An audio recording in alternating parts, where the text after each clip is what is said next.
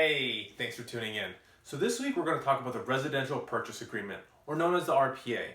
In this Residential Purchase Agreement, this is the contract that you will use to purchase homes and submit offers as you go out into the real estate marketplace.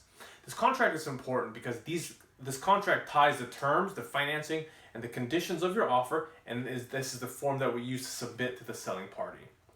In the Residential Purchase Agreement, it's broken down into two main parts. There's the financing part and there's the terms and conditions. So in today's video, we're going to talk strictly about the financing part, and then next week, we're going to break down the conditions. Part number one. This is the purchase price. This is the price that we are submitting to the selling party to let them know that is how much we are willing to pay for the home. Part number two, the down payment. The down payment communicates how much money you're going to be putting down.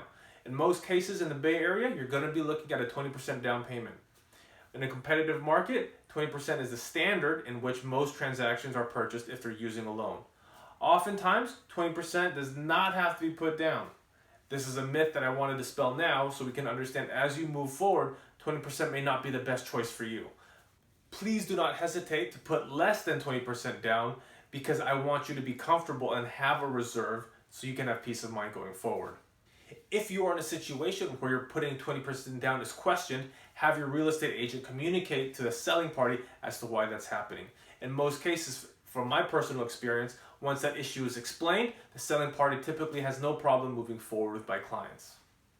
Part number three, the earnest money deposit, otherwise known as the EMD. The earnest money deposit is also known as a good faith deposit. This shows the selling party that you're serious about the home and that you're willing to play ball.